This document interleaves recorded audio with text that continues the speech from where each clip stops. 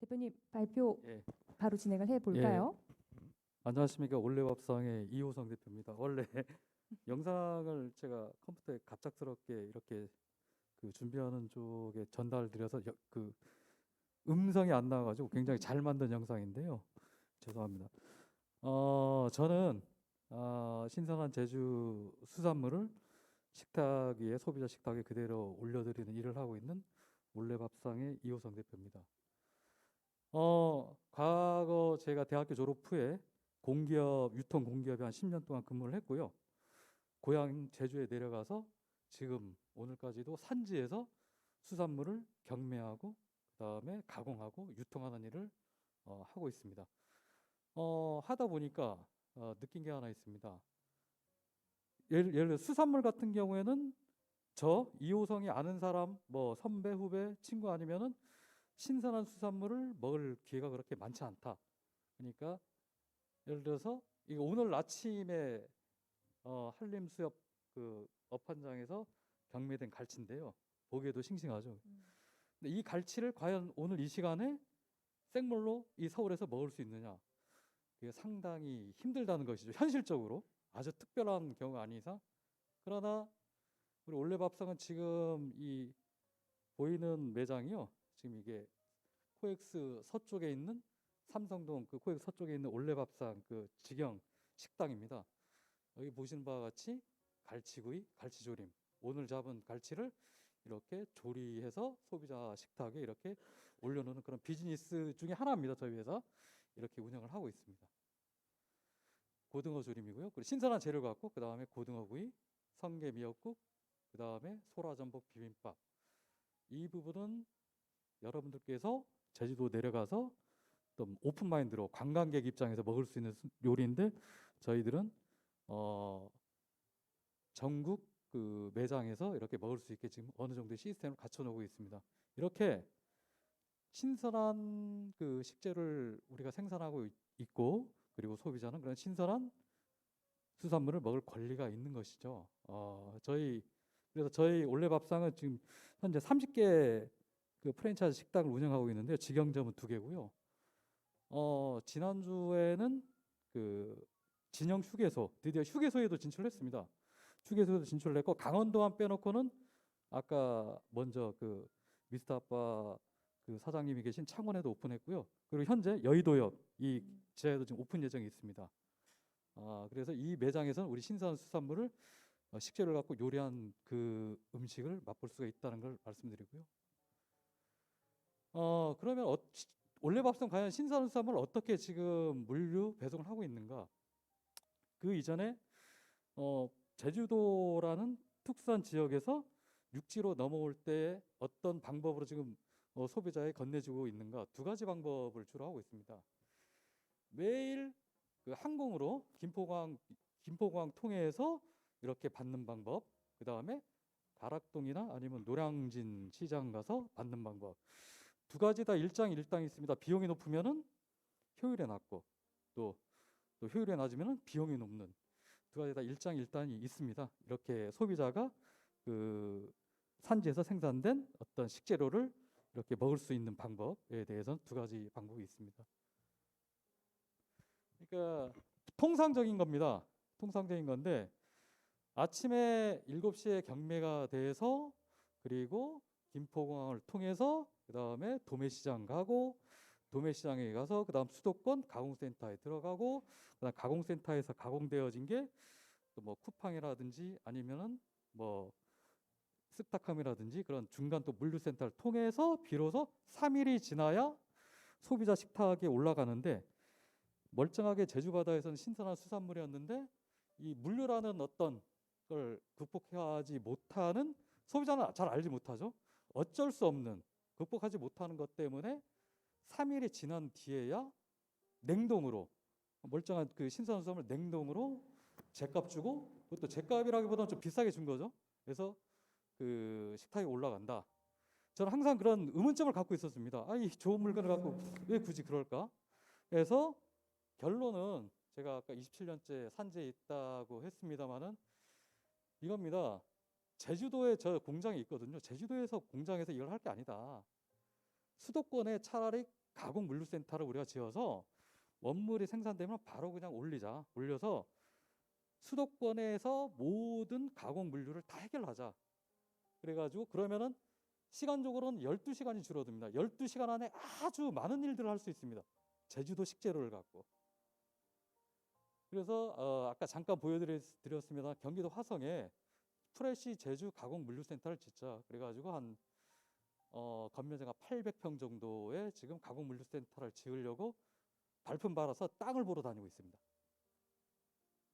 지금 현재까지는 올레밥상 이렇게 했습니다. 사실은 스타트업으로 한 지는 한 3년 됐고요. 그리고 그 스타트업 기업으로 해가지고 원스텝으로 지금 프랜차이즈 한번 진출했습니다. 30개 매장을 갖고 있고요.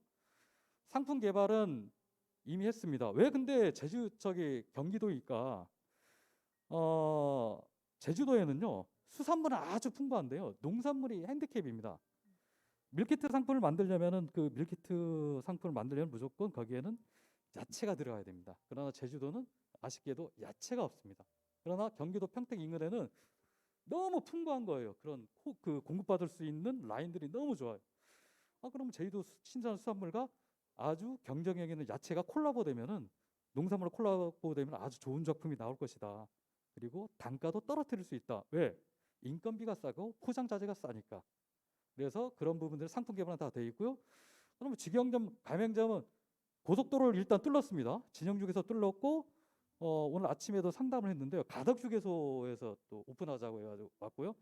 경부가 뚫리는 순간에 올레밥상은 100개가 바로 넘어갈 것 같아요. 예. 그리고 온 오프라인은 여러분 휴대폰 열면 그리고 컴퓨터 열면은 올레밥상, 올레시푸드 치면은 물건이 좀 많이 떠 있습니다. 지금 어느 정도 좀 줄여놓은 상태고요.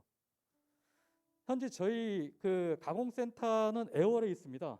그리고 오른쪽에 보시는 사진이 저희들 특허 가공법입니다. 저희들 비즈니스 특허인데요.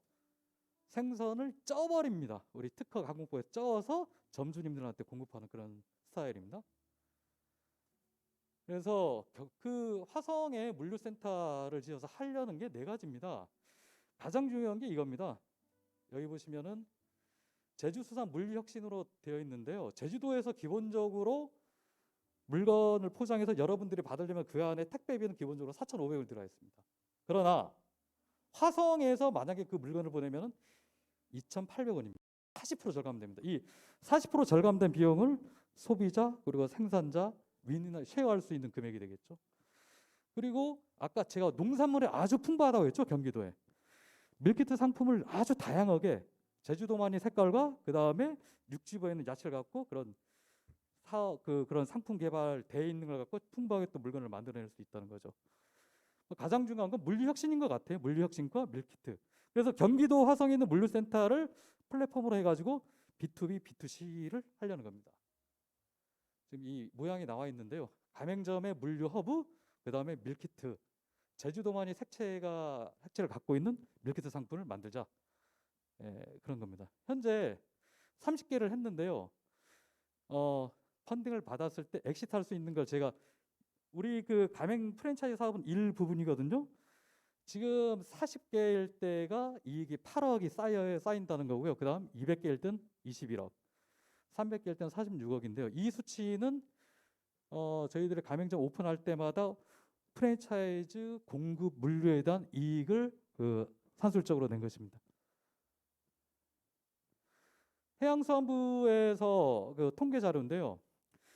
향후 지금 이렇게 소비자들이 섭취하는 음식 문화 패턴이 아무래도 축산물보다는 수산물, 농산물로 옮겨가고 있다는 거. 그러니까 예를 들어서 우리 자식들한테 돼지고기, 소고기 많이 먹어서 아유 이렇게 착하다 하는 게 아니고 수산물 생선 한 토마로 먹어서 좋다는 뜻입니다. 그만큼 영양 성분에 있어도 수산물이 좀 월등하다는 걸 말씀드리고 싶고요. 저희 경쟁상대 올레밥상의 경쟁상대는 마켓컬리와 그 다음에 쿠팡, 스타커입니다. 감이 그런데 저는 그렇게 높게 보고 있습니다. 제주도만이 색채를 갖고 제주도형 마켓컬리를 꿈꾸고 있습니다. 그리고 펀딩을 많이 잘 받아 지금 커가고 있는 프레시지도 저희 벤치마킹 대상이 되고 있습니다. 저희 회사는 작습니다. 지금 외형 매출이 한 30억 하는데요. 그러나 우리 회사만이 할 수 있는 부분이 아니거든요. 제주도 내에서 저희들 생산자들이 다 잘할 수 있는 걸 갖고 잘할 수 있는 그 특징을 해서 원팀을 이루고 있습니다. 이렇게 7개 회사가 서로 분업화되고 있고 제가 대장을 하고 있습니다. 너는 이것만 해, 너는 이것만 해가지고 충분히 공급을 할 수 있는 시스템을 갖춰놓고 있다는 걸 말씀드리고 싶습니다. 그래서 총 펀딩 규모는 83억인데 이 부분에서 토지 구입비에 대해서는 자부담할 수 있는 재력을 갖고 있습니다. 그래서 토지는 저희들이 구매를 하고 해서 구매하고 건축비 한 50억에서 한 60억 정도 지금 펀딩을 하려고 지금 뛰어다니고 있는데 요즘에 그 투자 시장이 굉장히 위축돼 있습니다. 그리고 식품에 대한 투자 그리고 뻔히 보이는 이런 프랜차이즈적인 투자는 상당히 좀 보수적으로 보더라고요. 그래서 솔직히 너무 힘듭니다. 그래서 좀 지쳐 있는 상태이기도 합니다. 그러나 이런 어려움을 뚫고 제가 제주도지만은 제주도는 대한민국의 1%이지만은 저는 대한민국의 100%가 될 수 있는 자신감이 있습니다. 예, 감사합니다. 네. 네. 이렇게 우리 이호성 대표님의 발표를 들어봤습니다. Q&A를 빠르게 좀 진행을 해보도록 할 텐데요. 혹시나 들으시면서 질문사항이 있으신 심사위원님 계시면 손을 들어주시면 저희가 마이크 전달해 드리도록 하겠습니다. 어떤 분이 먼저 질문을 좀 해주실까요? 네, 지금 열심히 심사지를 좀 적고 계시는 것 같은데 올레밥상 보시면서 많은 분들이 저는 올레밥상을 실제로 매장을 좀 본 것 같습니다만 네, 혹시나 이 프랜차이즈는 일부라고 예, 하셨는데 예, 예. 우리 심사위원님. 우리 이성훈 심사위원님 들어보겠습니다. 발표 감사히 잘 들었고요. 제가 놓친 건지 모르겠는데 사실 IR 내용만으로는 이제 올레밥상에서 장점이라고 내세우시는 부분이 이제 제주도 직배송 부분이었던 것 같아요. 근데 그거는 뭐 수준의 차이는 있겠지만 사실 누구라도 시도해 봄직한 이제 포인트일 것 같고 혹시 그거 이외에 올레밥상만의 좀 차별성이나 남들은 이거는 못할 것 같다라고 강조하고 싶으신 부분이 또 있으실까요? 저희들은 그러니까 느끼기에는 그렇지만 대부분 여러분들이 먹고 있는 것은 냉동 수산물이거든요. 냉동 수산물 저희들은 냉장 수산물 취급을 원칙으로 해서 그렇게 또 공급을 하고 있습니다. 냉장과 냉동의 차이는 물류의 차이거든요. 그래서 지금 현재는 비싼 물류비를 지급하고서라도 김포공항을 통해서 소비자한테 가고 있는 방법을 택하고 있습니다. 그래서 그 효율을 높이기 위해서 경기도에 물류센터를 지어서 지금은 좀 그런 물류를 쓰고 있는데 지금 많이 좀 뭐라고 해야 됩니까? 회사에 큰 도움은 안 되고 있습니다. 회사 입장에서는. 그러니까 보통 여러분들이 보는 제주도 수산물은 99%가 냉동입니다. 지금 그 모바일이나 아니면은 컴퓨터에 구매하는 게. 네. 그러나 저희들은 원재료가 항상 냉장입니다. 그런 차이입니다. 냉동이 아닌 냉장으로 저희는 유통이 네네네네. 가능하다. 수산물이 냉동과 냉장의 차이는요 하늘과 땅입니다. 그건 소유자들이 잘 알고 주부들이 잘 알 겁니다 아마. 예, 생물이죠 생물. 품질 부분에서 예, 차별화가 예, 좀 예, 있다라고 예, 말씀을 좀 해주신 것 예, 예. 같습니다. 혹시 이것 이외에 추가적으로 또 질문사항이 없으십니까? 네. 다른 심사위원님 혹시 질문 있으시면 한두 가지 정도 더 받아볼 수 있을 것 같습니다만 다음 질문해 주실 심사위원님 계십니까? 아까 제가 설명하다가 좀 놓친 건데요. 네네. 지금 올레밥상이 뭐 백화점도 뭐 입점하고 그러는데 사실 백화점은 수수료가 뭐 아시다시피 한 25에서 35%를 그 백화점 쪽에 줍니다. 임대업 아닙니까? 그죠? 근데 우리 로드샵에 나가는 건 그냥 뭐 월세 지급하겠죠? 건물주한테. 근데 보통 올레밥상의 기준 면적을 한 25평으로 보면은 그 원래부터 그 사업을 할 건데요. 25평 기준으로 한 3평을 할애해서 올레밥상의 작은 스토어를 지금 꾸미는 사업을 하고 있습니다. 굳이 우리가 완성된 공산품, 밀키트 상품들을 소비자가 백화점이나 아니 마트에 가지 않더라도 그냥 그 매장 안에서 살 수 있는 점주님한테도 이익되고 우리 본사에도 이익되고 그런 시스템을 갖춰 나가는데 그게 만약에 현재는 30개인데 100개가 넘어가는 순간 굳이 우리는 마트나 백화점에 들어갈 필요는 없다. 예, 그런 비즈니스도 모델로 지금 원래 이제 계획하고 있습니다. 네, 추가적인 비즈니스 모델에 대한 설명까지 들어봤습니다. 시간이 거의 다 되긴 했는데요. 혹시나 마지막으로 질문사항이 있으신 심사위원님 네, 없으시면 올레밥상 네 마지막으로 예.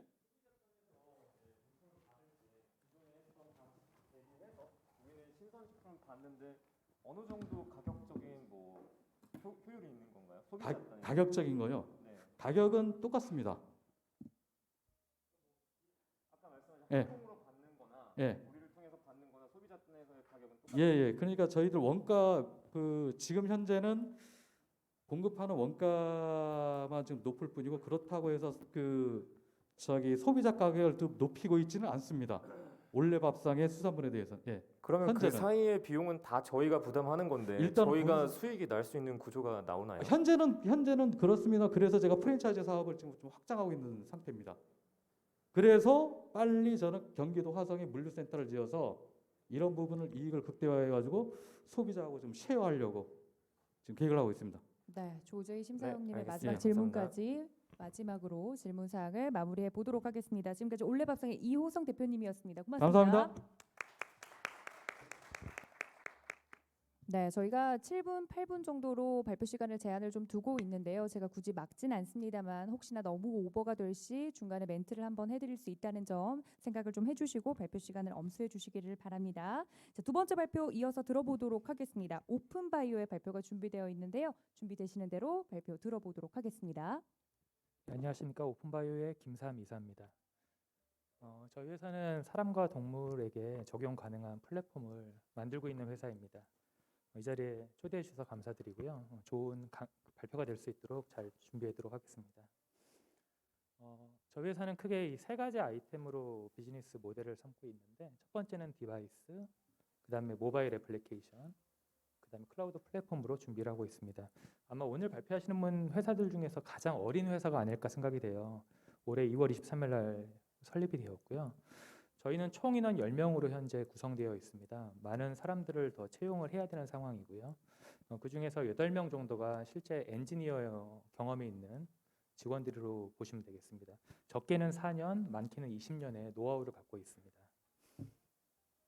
저희는 크게 세 가지 사회의 변화를 관심을 두고 있는데요. 첫 번째는 펫 이코노미라고 하죠. 굉장히 반려인구가 많아지고 있는 추세이고요. 그러다 보니까 사실 동물병원을 이용하는 사람들도 굉장히 많이 늘어나고 있습니다.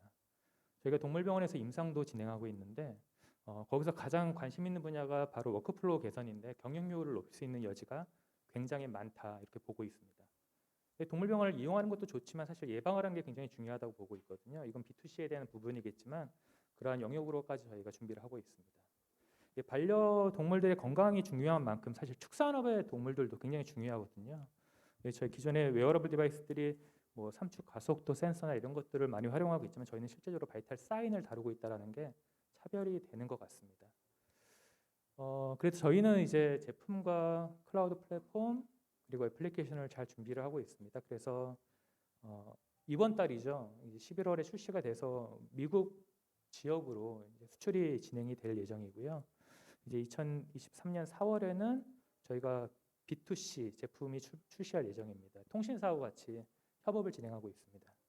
그리고 B2G로도 저희가 준비를 하고 있는데 추후에 설명 또 이어가도록 하겠습니다. 저희는 솔루션으로 크게 세 가지를 생각하고 있습니다. 동물병원의 솔루션인데 저희가 임상을 지금 미국에서 한 병원과 같이 하고 있고요. 한국에서는 그래도 제법 큰 병원으로 알려진 곳이랑 임상을 같이 진행하고 있고요. 저희가 이제 임상을 하면서 그분들이 하는 일들을 잘 살펴보니까 워크플로우 개선의 여지가 굉장히 많아 보이더라고요. 특히 이제 저희가 임상하고 있는 병원은 인원이 한 40명 정도 운영이 되고 있는 병원, 큰 병원이죠. 그 중에 4명 정도가 수술 이후에 이제 1일에서 5일까지 입원하는 동물들의 그 바이탈 사인을 체크를 합니다. 수기로 기록을 한 다음에 사진을 찍어서 카카오톡으로 보내고요. 그다음에 그걸 전산으로 등록하는 과정을 거치더라고요.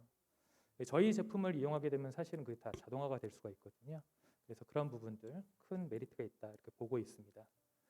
그리고 이것이 이제 스마트 축산으로도 이어질 것 같은데 저희가 올해도 뭐 CES에 출품을 하긴 했지만 이제 동물병원 임상을 다녀보니까 거기서는 이제 미국은 말을 많이 키운대요. 그래서 말을 원격으로 관리하는 게 굉장히 중요하다고 얘기를 하고요.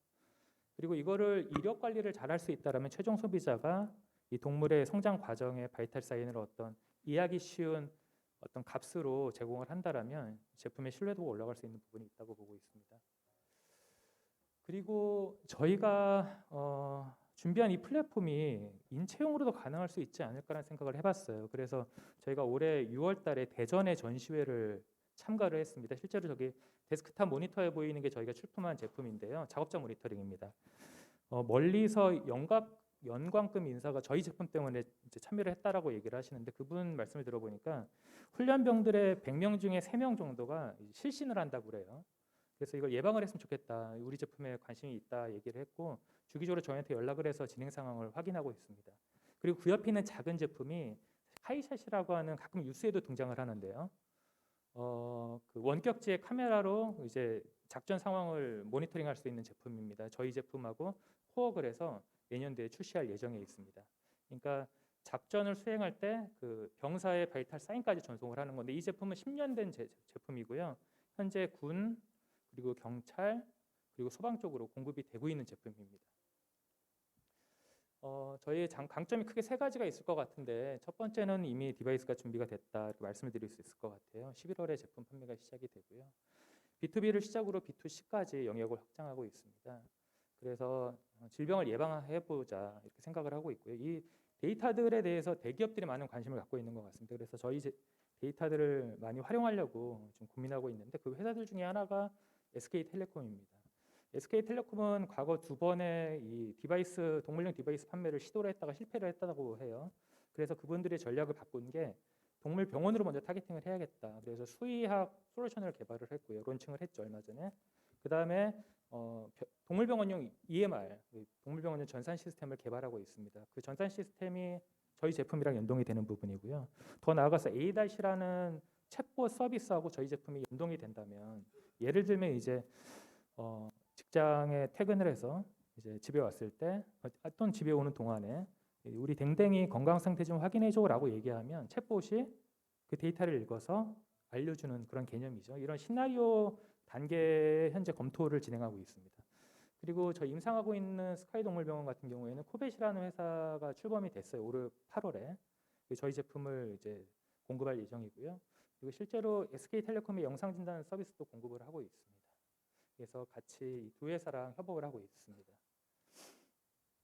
세 번째 장점으로는 저희가 바로 진출이 가능하다. 특별히 저희 국내보다는 미국 쪽에 먼저 론칭을 하게 되었고요. 11월이 되면 수출이 진행이 됩니다. 저도 이 회사하고 연관이 있는 직장 경력이 있고요. 저희 임원분들이 다 연관이 있는 직장이어서 쉽게 이런 계약들이 진행될 수 있었고요. 이 회사는 특별히 바이탈 사인 모니터로 동물 시장에서 가장 큰 업력을 갖고 있는 회사입니다. 그래서 저희 제품이 그 판매도 수월하게 진행될 수 있다라고 보고 있습니다.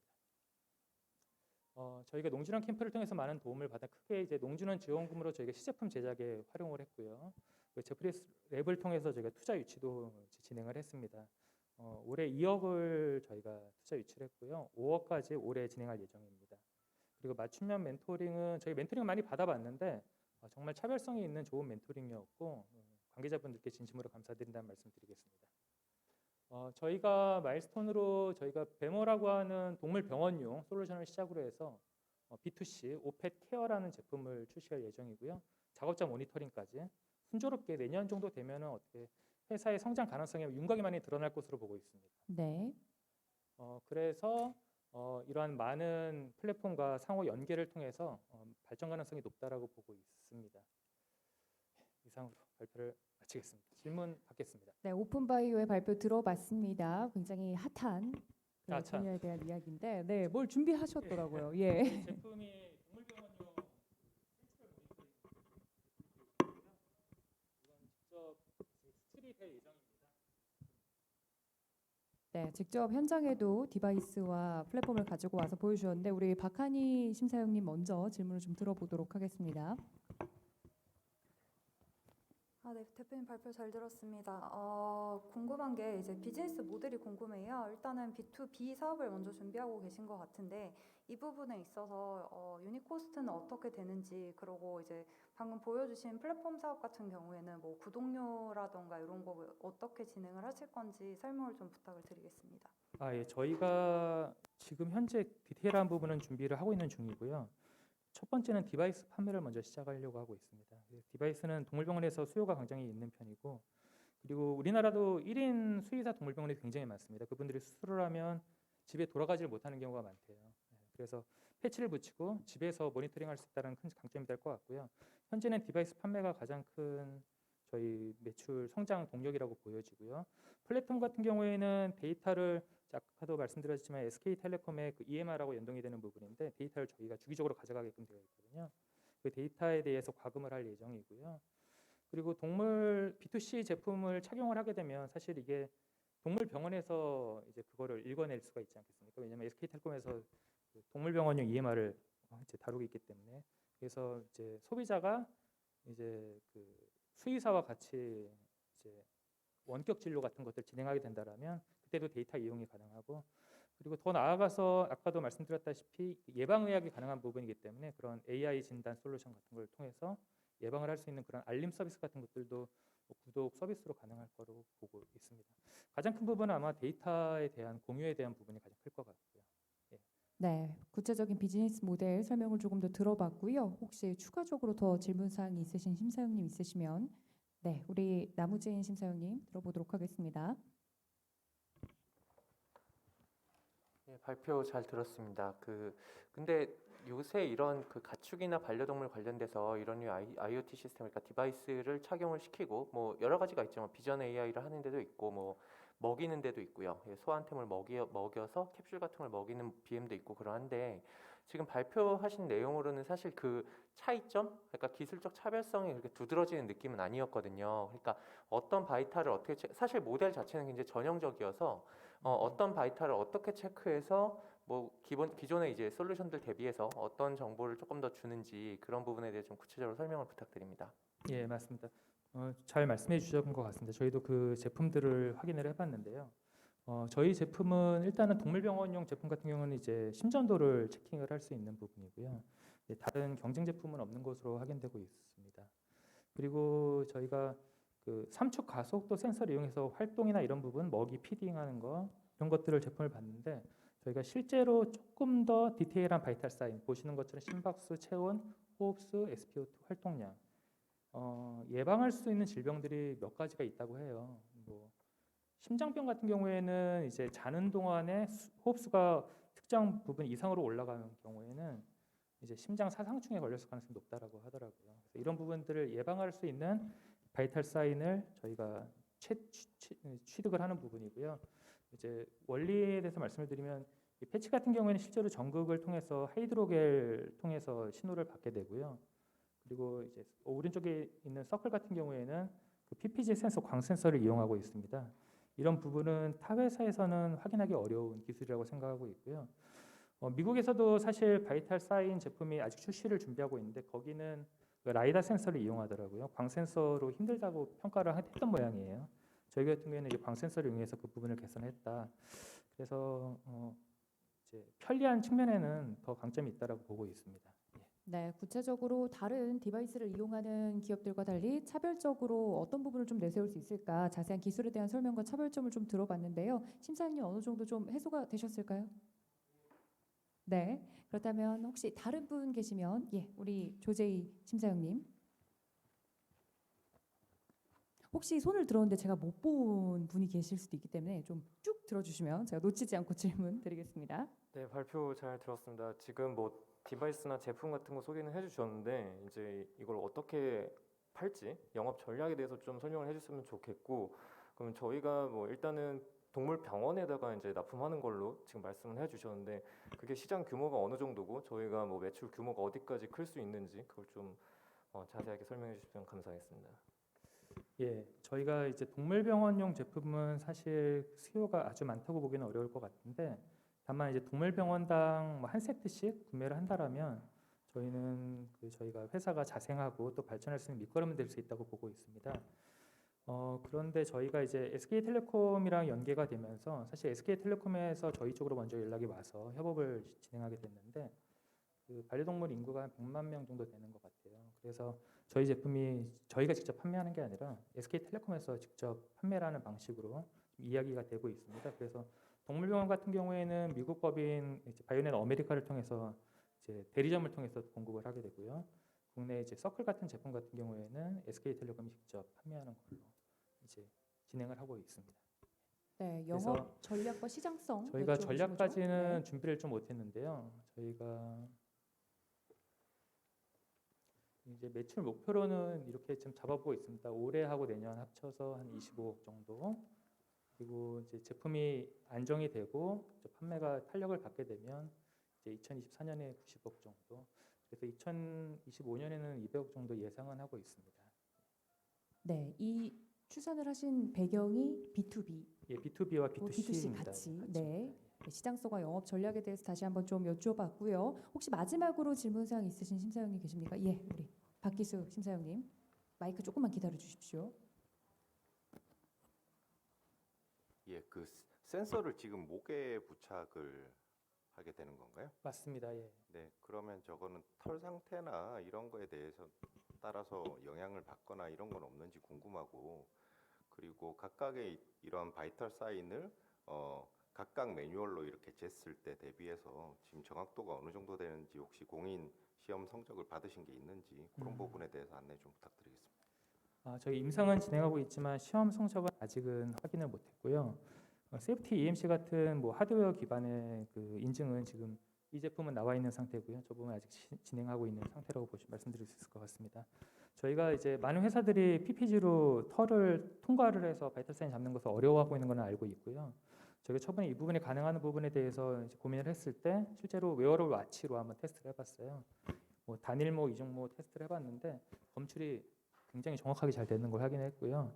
저희도 그거를 바탕으로 준비를 했고, 저희가 임상을 진행하고 있는 동물, 저희 회사 안에도 사실 동물이 한 마리 있거든요. 네. 이중모로 일부러 이제 케어를 하고 있는 부분인데, 저희가 이 부분에 대해서 계속 지속적으로 확인을 하고 있는 부분입니다. 그래서 유의미한 데이터는 현재 확보가 되어 있는 상황이고요. 제품화까지도 가능할 것으로 보고 있습니다. 네, 기술의 정확도 부분에서 질문이 들어왔습니다. 여기까지 질문 들어보도록 하고요. 지금까지 오픈바이오의 발표였습니다. 고맙습니다. 네, 세 번째 기업의 발표 이어서 들어보도록 하겠습니다. 엔텍바이오에스 발표를 준비하고 있는데요. 대표님이 준비가 되는 대로 바로 시작해 보도록 하겠습니다. 네, 그러면 엔텍바이오에스 발표를 들어보도록 하겠습니다. 저는 왼쪽이 좀 익숙해서 왼쪽에서 네. 하도록 하겠습니다. 예, 안녕하세요. 반갑습니다. 저희는 바이오 플랜트 엔지니어링 기술을 보유하고 있는 엔텍바이오에스의 김우철 대표라고 합니다. 저희가 갖고 있는 기술 중에서 저희가 처음으로 사업화를 시도하는 것은 저메탄 사료 솔루션 부분입니다. 저희가 추구하고 있는 방향은 기존의 축산 시장, 특히 양축 시장에 대한 새로운 패러다임으로 사료를 제조해서 성장을 하려는 목표로 하고 있고요. 저희가 보는 기회는 보기와 같습니다. 첫 번째로 아직 축산 시장은 근본적인 생산비의 문제를 해결할 다양한 방법이 필요합니다.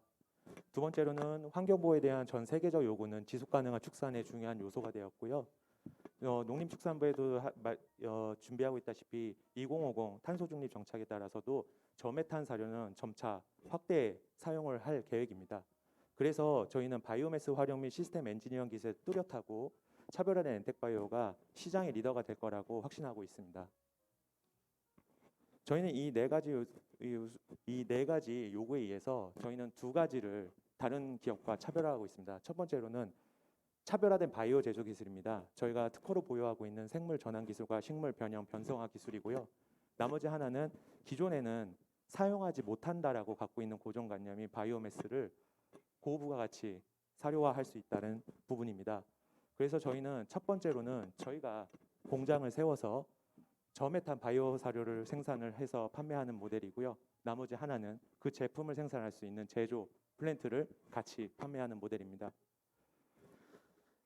실제적으로 보시다시피 농가 경영비는 사료비가 60% 이상을 차지하고 있습니다. 지금은 아마 80% 이상 차지를 할 거고요. 그 외에 거의 절대적으로 해외 원재료에 의존을 하고 있습니다. 아마 지금 찾아보시면 굉장히 쉽게 볼 수 있는 뉴스일 겁니다. 사료값이 오르는데 대안이 없습니다. 판매를 하는 순간 마이너스도 발생할 수 있는 실질적인 시장입니다. 실제적으로 소를 2년간 키워서 출하했을 때 두당 남는 수익률은 7만 원입니다. 주말 없이 아들처럼 열심히 키운 소를 2년 후에 출하해서 판매하는 거에 7만 원이고요. 실제적으로 백두 농가, 전업농의 최소 기준은 백두 농가가 1년 연봉을 계산해 보면은 350만 원입니다. 되게 충격적인 수치죠. 지금은 소 팔아서 공부했다, 소 팔아서 자식 키운다라는 말은 정말 언제적 얘기인지 모르겠습니다. 그래서 저희는 이 가장 본질적인 문제를 해결하기 위해서는 두 가지로 봤습니다. 첫 번째는 생산비의 60% 이상을 차지하는 원재료를 국내 바이오매스로 대체를 하고 기존에 어떤 기능성을 부여하기 위해서 고가의 첨가제를 계속 플러스하는 방식이 아닌 식물의 원래 자체 바이오 구조 메커니즘을 활용하는 방식입니다. 그래서 저희는 죄송합니다. 그래서 전 첫 번째로는 해외 원재료를 국내 바이오매스로 대체하면서 원재료에 대한 원가 상승률을 낮추고요. 두 번째로는 바이오토론 시스템을 활용해서 고가의 미생물 제제를 첨가하는 방식이 아닌 자체 식물이 갖고 있는 미생물을 증식시키는 기술이고요. 마지막으로는 저메탄 사료 제조 기술입니다. 그리고 마지막으로 아시다시피 온실가스에서 실제적으로 단추이 동물이 차지하는 비율은 0.4%고요. 수송에서 발생하는 온실가스는 14.4%입니다. 그렇다면 해외 전량을 거의 의존하다시피 하는 수입을 국내로 대체한다고 하면 그 또한 굉장히 큰 탄소 중립이 될 수가 있습니다. 저희가 보고 있는 시장은 약 12조 5천억 시장입니다. 배합사료 생산 통상 기준이고요. TMR 사료라든가 기타 자가로 먹이시는 거면 규모는 더 커지게 됩니다. 그중에서 저희가 차별화되어 있는 것은 양우사료 시장 규모이고요. 규모는 약 5조 원 시장입니다. 그런데 이 시장이 굉장히 재밌는 건 산업 주기가 없이 30년 동안 이스테로 그대로 성장해 왔다는 스테디 시장입니다. 저희는 작년 7월에 설립이 돼서 현재 1년 안에 신규 출원 11건의 특허를 진행을 했고요. 저희가 갖고 있는 기술을 정량하기 위해서 다양한 기술 평가를 진행을 했습니다. 그리고 1년 내 제품 구매, 사업화, 설비 교육, 시원 사업까지 총 17건의 사업화 협약을 진행을 했고요. 개인 투자로 6억을 진행했습니다. 그리고 지원 사업으로는 한 6건 선정이 됐고 최근에 2개 정도 수상 이력이 있습니다. 저희가 하고 있는 마케팅 전략은 초기에는 이 시장도 가끔 물어보시는 분들이 계세요. 배합사료 시장이 대부분 기업화, 대기업화되어 있기 때문에 그걸 많이 혼동하시는데요. 저희가 첫 번째로 보고 있는 시장은 그 대기업화가 되지 않는 TMR, 조사료 시장입니다. 그리고 이 시장에서는 특히 카르텔이 많이 형성이 되어 있는데요. 대규모 농가 같은 경우에는 자체적인 독립성을 가지고 판단하시는 규모가 많습니다. 또 이런 농가들은 그 지역에서 롤모델 역할을 하고 있습니다. 그래서 저희는 첫 번째로 대규모 사육 농가, 단독 의사결정이 쉽고 지역 내 롤모델이면서 빅마우스 역할이 가능한 농가를 기준으로 MOU를 체결하고 판매 협의를 진행을 하였습니다. 그리고 두 번째로는 조합인데요. 이 조합 같은 경우에 가장 첫 번째로 보는 거는 바로 비용입니다. 또한 각 조합원의 유통 채널을 갖고 있어서 저희는 이 조합에만 납품하면 그 조합에서 자체적으로 조합원에게 뿌리는 과정입니다.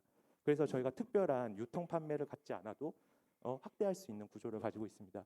그래서 저희는 여기서 충분한 캐시플로우와 제품의 경쟁력을 가지고서 저희는 농축협과 배합사료의 경쟁적 우기에서 코업을 할 수 있는 비즈니스 모델로 전향을 할 계획입니다.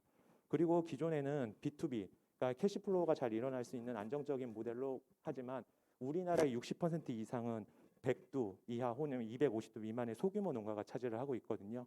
그래서 나중에는 저희가 직판으로 해서 B2C 모델까지 계획을 하고 있습니다. 크게 이제 사료로 보시면 배합사료, TMR, 이제 저희가 추구하고 있는 방향인데요. 기존에 보시면 원재료와 제조 방식이 동일하다는 걸 판단하실 수가 있습니다. 이게 배합사료 같은 경우에는 수익 곡물을 사용을 하고 있고요. TMR 같은 경우에는 수익 곡물에 일정량의 적은 수익 건초를 사용을 하고 있고요. 마찬가지로 어떤 발효사료다 아니면 기능성을 구현하기 위해서는 다수의 첨가제를 사용을 하고 있습니다. 그러나 저희가 제조하는 방식은요. 국내산 바이오매스 사용, 예를 들어서 볏짚, 갈대, 뭐 다양한 것들이 있습니다. 콩대, 깨대. 그리고 저희가 하는 거는 첨가제가 필요 없이 식물 자체가 갖고 있는 원종균과 미생물을 증식을 해서 첨가제의 기능을 구현하는 기능입니다. 지금 보시면 아시다시피 이 시장에서 압도적인 거는 농협사료가 차지하고 있습니다. 과반수 이상을 농협사료가 차지를 하고 있고 나머지를 대기업들이 조금으로 분할하고 있는 시장인데요. 실제적으로 모든 시장이 갖고 있는 문제는 동일한 제품, 흔히 말하는 마케팅 여신호를 통해서 뺏고 뺏는 시장입니다. 그래서 여기서는 간단합니다. 원가가 싸면 쓸 수가 있습니다. 또 소가 잘 크면 쓸 수 있습니다.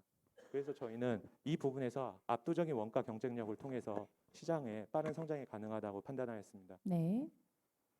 예, 저희 사업화 전략으로는 제조 방식, 설비 및 시스템 저메탄 기술입니다. 기존에 갖고 있는 지푸라기라고 아실 겁니다. 스트로우 재질을 헤이 수준으로 가공을 하고요. 그 헤이 수준의 가공을 저희가 생물 전환 기술을 통해서 기능성을 부여를 합니다.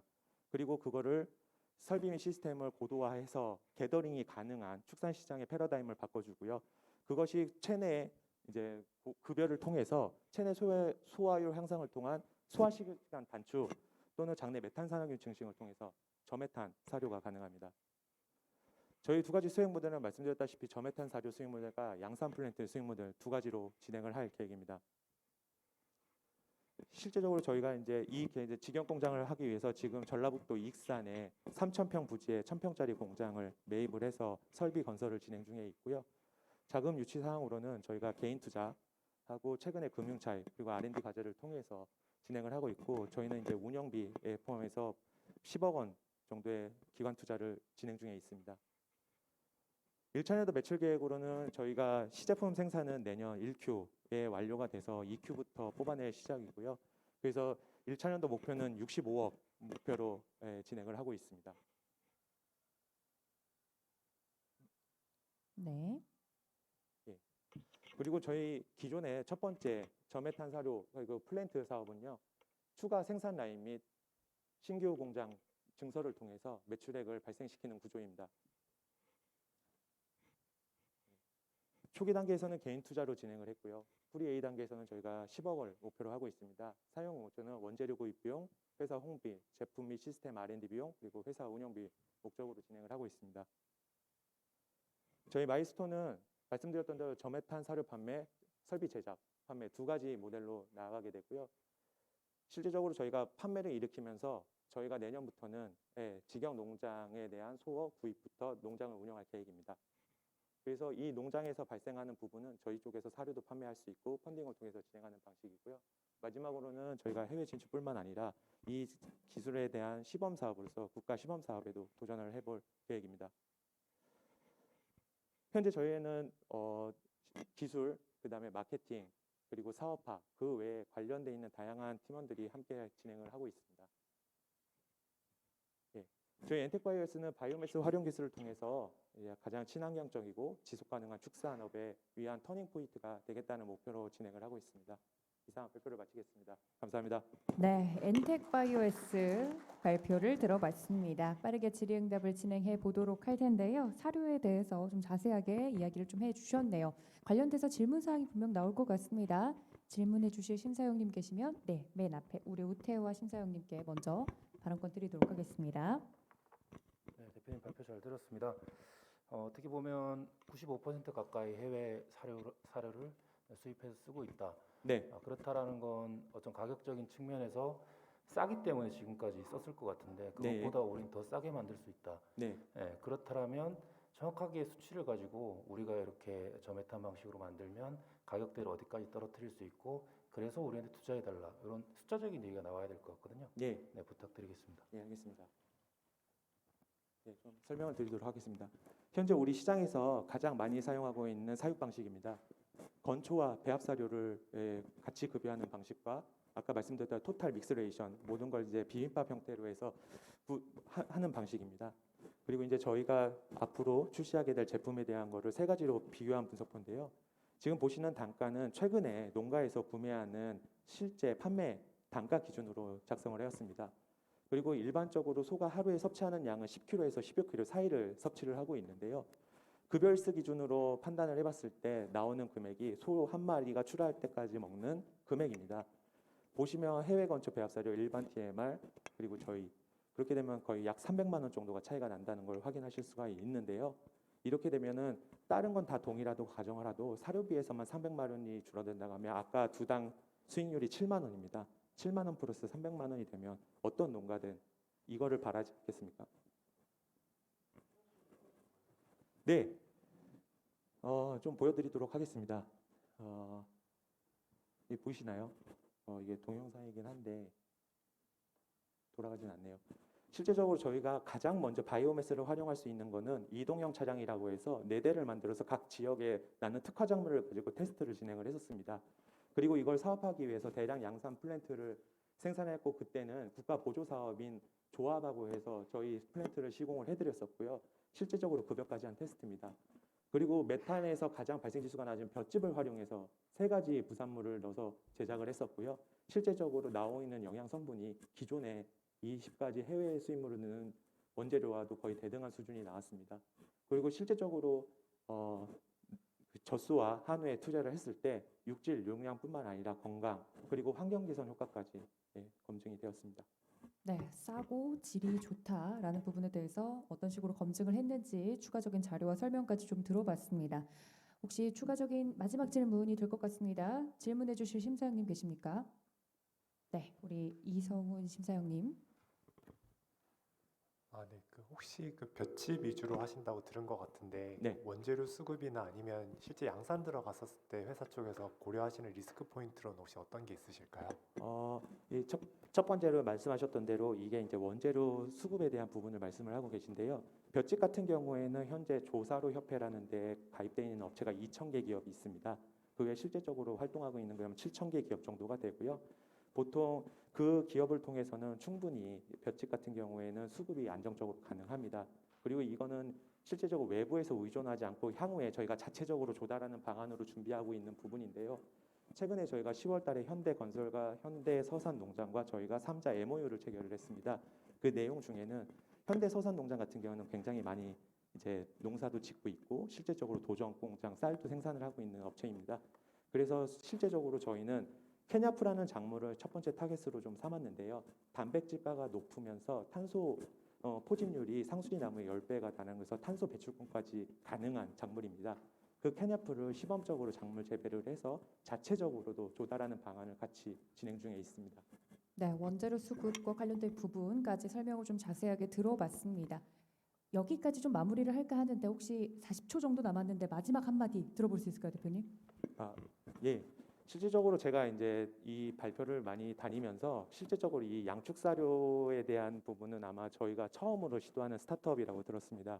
그래서 실제적으로 저희 기술에 대한 이해도 중요하겠지만 이 산업에 대해서 많이 이해를 못 하셔서 저희 산업에 대해서도 설명드리는 부분이 많이 필요하면 더 결정하시는 데 도움이 많이 될 것 같아서 향후에 만약에 이런 가능성을 보신다라고 하면 향후에 좀 더 깊은 디스커션을 하면서 저희의 발전 방향성이 왜 강하고 왜 성공할 수밖에 없는 비즈니스인지 추후에 더 설명드리도록 하겠습니다. 이상입니다. 네, 여기까지 엔텍바이오S 발표 들어봤습니다. 고맙습니다. 네, 2부의 마지막 발표를 앞두고 있습니다. 도시농사꾼의 발표를 들어보도록 할 텐데요. 네, 2부 마지막 발표를 한 뒤에 쉬는 시간 가지고 3부로 넘어갈 예정입니다. 네, 도시농사꾼 준비가 되는 대로 발표 바로 들어보도록 하겠습니다.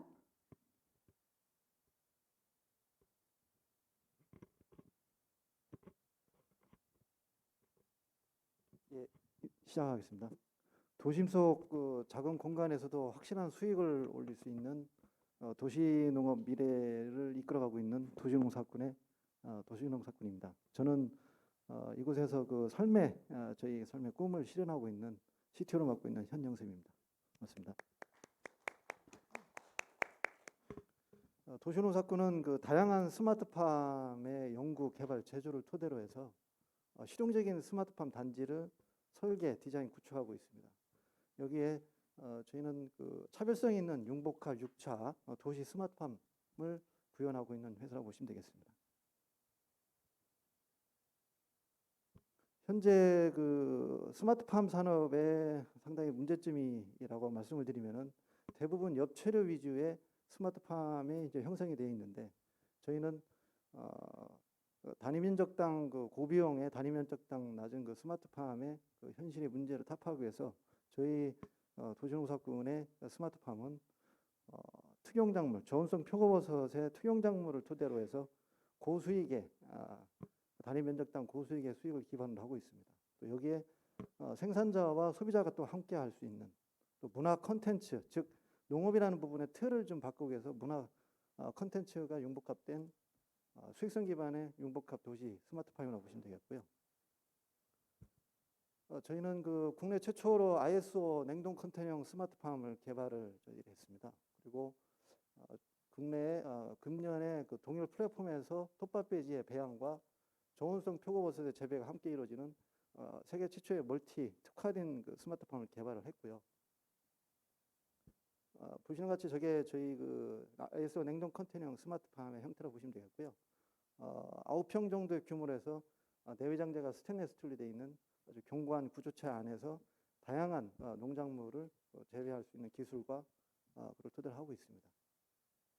보통 뭐 서두에 말씀드렸다시피 기본적으로 엽채류, 스마트팜은 엽채류 또는 뭐 딸기, 뭐 토마토, 파프리카 정도의 이런 보통 그렇게 생각을 하고 있는데 저희 도시농사꾼은 저온성 표고버섯이라든지 동충하초라든지 이런 특용작물하고 엽채류 기본적으로 그다음에 새싹쌈이라든지 이런 다양한 그 넓은 작물 범위 폭을 토대로 해서 이걸 동시에 함께 또 제어할 수 있는 IBS 기반의 통합 제어 시스템까지 개발 구축해서 실용하고 있습니다. 그 국가 유휴부지를 활용해서 성공적인 그 다양한 스마트 단지를 통해서 체계적인 교육 커리큘럼 그리고 지역 주민 쉼터 및 공동체 공간이 포함되어 있는 이를 토대로 해서 취약계층의 일자리 창출과 그 지역 활성화에도 저희들이 기여를 하고 있습니다. 수익 모델로서 보면은 일단 그 저희 그 저온성 표고버섯을 토대로 했을 때 9평 기준에서 월 220kg 이상의 생산을 재배할 수 있고요. 매출적인 측면에서는 월 연 7천만 원 이상의 수익을 올릴 매출과 2,500만 원 이상의 순수익, 고수익을 올리는 토대로 해서 2년 이내에 투자 비용을 회수할 수 있는 고수익, 수익형 기반의 스마트팜이라고 보시면 되겠습니다. 저희 도시농사꾼이 추진하고 있는 여러 가지 스마트팜 사업 중에 하나를 예를 들어서 설명을 드리겠는데요. 왜냐하면 뭐 몇 번에 걸쳐서 그 IR 피칭을 해봤는데 좀 많은 분들이 이해를 잘 못하시더라고요. 그래서 오늘은 그냥 작정하고 저희 스마트팜 사업 중에 하나를 설명을 드리면서 이해를 좀 도모를 하겠습니다. 본 토지는 국가 유휴부지, 즉 그 부산 항만공사에 놀고 있는 그 유휴부지를 활용해서 항만공사랑 같이 코업해서 지금 프로젝트 하고 있는 사업 중에 하나인데요. 토지 면적은 한 100평 정도의 그 작은 면적이지만은 이 안에 그동안에 저희 도시농사꾼이 가지고 있는 작물 재배 기술, 스마트팜의 기술과 작물 재배, 그다음에 유통에 관련된 노하우를 또 기반으로 해서 복합적으로 또 독창적으로 저희들이 구현하고 있는 형태의 스마트팜 단지라고 보시면 되겠습니다. 보시는 것처럼 사회적 경제의 다양한 사회적 경제 네트워크를 구축을 해서 보시는 바와 같이 여러 가지 그 문화 콘텐츠 같이 형성을 해서 구현을 하고 있고요. 이런 그 강력한 사회적 경제 네트워크를 토대로 해서 신속하게 그 수익형 수익을 자립할 수 있는 그런 스마트팜 모델이라고 보시면 되겠습니다. 원래는 지금 그 11월 5일 날 부산 불꽃 축제 때 저희들이 오픈하려고 했는데 뭐 여러 가지 인허가 관계 때문에 약간 지연이 되고 있지만은 11월 안에는 오픈 예정입니다.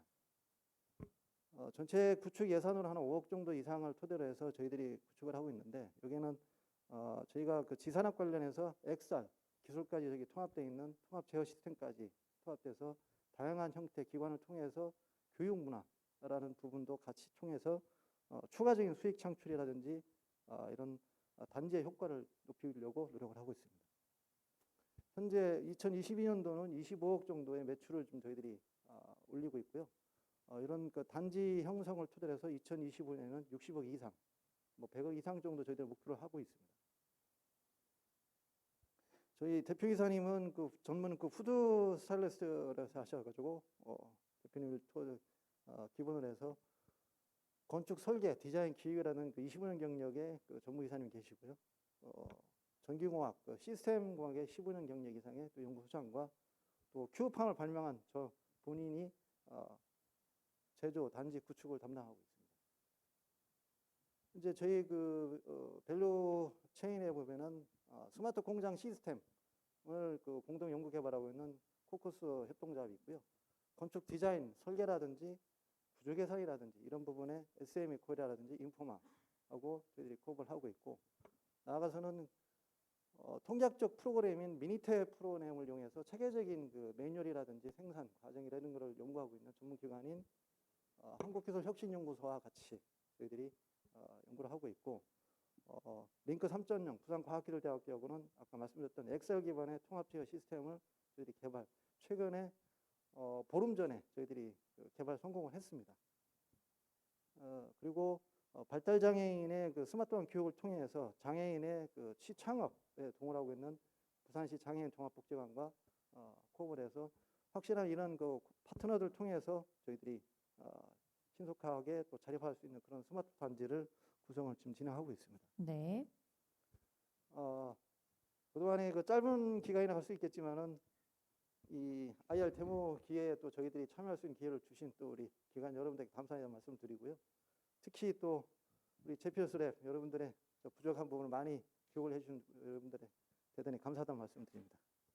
네, 여기까지 발표를 들어봤습니다. 도시농사꾼 발표를 들어봤는데 질의응답을 좀 받아보도록 하겠습니다. 스마트팜 그리고 이 컨테이너형 스마트팜과 관련돼서는 좀 신선하게 또 이 문화 복합, 융복합과 관련된 내용들이 뒤 후반에 있었던 것 같아요. 혹시 여기와 관련돼서 혹은 발표 내용 전체와 관련돼서 질의응답 우리 박기율 심사위원님 먼저 질문사항 들어보도록 하겠습니다. 네, 감사히 잘 들었고요. 중간에 보니까 기술적 요인에 IBS라는 키워드가 있던데 예. 그게 뭔지 좀 설명 좀 부탁드리고요. 그다음에 저희가 그러면 스마트팜만 판매하시는 건지 아니면 스마트팜에서 재배가 되는 특용 작물들을 직접 유통까지 하시는 건지 거기서 설명 좀 부탁드리겠습니다. 예, 그 일단 그 기술적인 부분에서 많이 생소한 부분들이 많이 계실 텐데요. 저희들이 그 기존에 있는 스마트팜 업체들, 즉 IT를 기반으로 한 업체들이 대부분 뭐 스마트팜을 한다 이렇게 시장을 형성을 하고 있는데, 저희는 이런 단순하게 보여드린 게 융복합 6차라는 거를 설명을 드린 게 아마 이해를 못하신 분이 있으실 텐데, 단순하게 1차 생산에서 국한되지 않고 생산, 재배, 가공, 유통이라든지 또 그거를 전체적으로 통할 수 있는 그런 시스템이, 자동 제어 시스템이 필요합니다. 근데 기존에 있는 그 시스템들은 대부분 PLC 계통이라서 확장성이 상당히 낮고 가성비가 떨어집니다. 근데 저희는 IBS라는 부분은 약간 하드웨어 기술인데 인텔리전트 빌딩 시스템이라서 이런 건물들을 뭐 온도나 사람에 관련된 뭐 조명이라든지 여러 가지를 통합할 수 있는 시스템을 저희들이 접목을 해서 확장성 기반의 멀티 통합 제어 시스템을 마련한 거고요. 또 저희들이 그 플랫폼 안에서 다양한 농작물이 있다 보니까 환경들이 다 틀립니다. 이 한 단지 내에서도 이쪽 저쪽 다 남다른 그 아이템들이 틀리기 때문에 이거를 한 번에 통합으로 제어할 수 있는 시스템이 필요했거든요. 그래서 저희들이 IBS의 기술을 저희들이 일부 저희들이 혜택을 해서 개발을 했던 겁니다. 그리고 투경작물 같은 경우는 저희가 저온성 표고버섯, 은하고라는 저희 자체 브랜드가 있는데요. 저희가 원래 그 부산 경남의 그 농산물 유통의 좀 강자인 서운유통의 1차 벤더로서 저희가 또 유통도 같이 하고 있는데, 저희들이 아까 질문도 했지만 유통을 하면서 느낀 점은 생산자의 수익 구조가 상당히 열악합니다. 저희들이 또 수매를 통해서 유통도 하고 저희들이 플랫폼을 늘리고 있지만은 그런 생산자의 수익을 좀 더 증대시키기 위해서 저희들이 이런 로컬 푸드 형태의 다양한 형태의 스마트폰 단지를 전국에 또는 외국에 저희들이 수출을 목표로 하고 있고요. 조만간에 저희가 두바이라든지 중동 쪽에 UAE, 엔싱이 수출되어 있는 그 두바이 쪽에 저희들이 조인트 벤처 형태로 해서 저희들이 플랫폼이 수출 예정입니다. 그리고 일본 측에서도 저희가 원래 호텔 이런 그 브랜드 체인하고 로컬에 많은 사람들이 와서 체험도 하고 직접 따먹을 수 있는 그런 다양한 형태의 멀티플렉스 형태의 그 스마트팜 단지까지 저희들이 진행하고 있는 회사라고 보시면 되겠습니다. 네, 이 스마트팜, 컨테이너형 스마트팜과 관련돼서는 특히 엔싱이라는 기업이 떠오르는데 관련돼서 비교를 해서 잘 좀 설명을 해주신 것 같아요. 네. 엔싱 같은 경우는 대부분 엽채류 위주죠. 네. 그래서 엽채류 같은 경우는 솔직히 국내에서는 돈이 안 됩니다. 근데 저희 같은 경우는 솔직히 한 평에서 9평에서 수익 구조가 뭐 흔히 그러면 수익이 얼마나 좀 나오느냐? 뭐 간단하게 아까 말씀드린 대로 2,500만 순수익이 나옵니다. 9평에서. 단위 면적당 생산량, 수익이 상당히 높은 플랫폼을 가지고 있다고 보시면 되죠. 네, 혹시 여기에 덧대서 더 추가적으로 질문 사항이 있으신 심사위원님 계시면 질문을 좀 들어볼까 합니다. 혹시나 더 추가적으로 궁금하신 분 계십니까? 네, 우리 조재희 심사위원님 들어보도록 하겠습니다. 네, 대표님 발표 잘 들었고요. 아까 저희 올해 매출이 한 25억 정도 난다고 말씀하셨는데 이거는 어디서 나는 매출인 거예요? 저희 유통 매출인가요?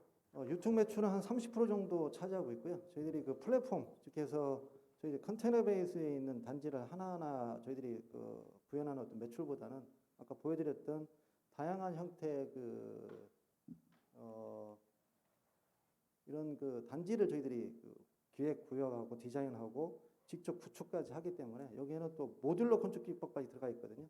그래서 모듈러 하우스의 기법까지 들어가서 다양한 형태의 스마트 단지를 직접 저희들이 또 구축을 하는 사업까지 같이 하고 있습니다. 그래서 구축으로 인한 그 용역 수익이라고 생각하면 되는 거죠?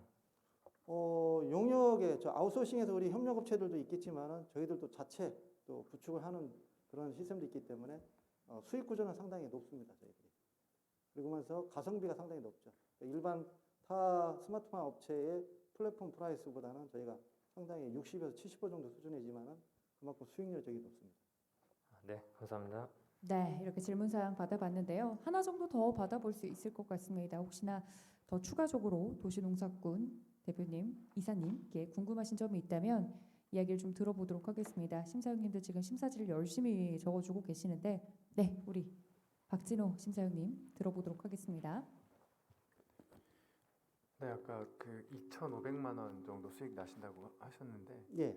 그 내용에 대해서 좀 자세하게 설명 좀 부탁드리고요. 어떤 작물들이 좀 재배가 되고 뭐 유통이 어떻게 되는지 좀 부탁드립니다. 기본적으로 저온성 표고버섯, 우리가 일반적으로 표고버섯이라면은 저가인데 저거는 저온성 표고버섯이라기 때문에 현재 소비자가가 키로당 35,000원 이상 형성이 돼 있는 고가로 형성되어 있는 버섯입니다. 웰빙 버섯이죠.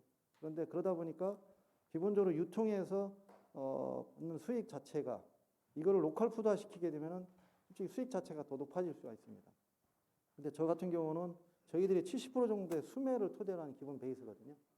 그래서 일반적으로 사용자가 아마추어에도 쉽게 수익을 올릴 수 있는 구조인데 원가 베이스, 즉 원자재 값이 톱밥비지라는 부분이 가장 큰 차지를 하는데 원자재 비용 빼고 그다음에 유통 매출했을 때 순수익 자체가 9평 단위에서 최소 200만 원 이상 나오고 어떤 분들은 300만 원 이상도 나오는 경우도 있습니다. 지금 뭐냐면 아까 말씀드린 대로 소비자가가 35,000원 이상이고 또 그러니까 농산 생산하는 부분에 30% 정도의 어떤 유통 비용이 있거든요. 근데 이런 부분들을 자립화 시켰을 때 상당한 수익을 올릴 수 있는 구조입니다. 이미 그 부분들은 저희가 부산 테크노파크화에서 비즈니스 모델까지 만들어서 현재 많은 공기업들하고 또 이런 기관들한테 저희들이 전파를 하고 있습니다. 네. 저희 협력사랑 같이 지금 저희들이 하고 있는데 100% 국산입니다. 국산이고 거기에 대한 저희들은 또 파묘락에서 특징적인 또 차별화된 또 배지를 또 생산을 하고 공급을 하고 있습니다. 그래서 저희는 단순한 플랫폼의 어떤 판매 수익만뿐만 있는 게 아니라 플랫폼 판매 수익과 그다음 원재료 판매, 유통 수익, 다양한 형태의 수익을 저희들이 창출할 수 있는 기본 베이스가 있다고 보시면 되겠습니다. 네, 답변이 어느 정도 되셨을까요, 심사위원님? 네, 이렇게 도시농사꾼의 발표와 질의응답까지 마무리를 지어보도록 하겠습니다. 고생하셨습니다.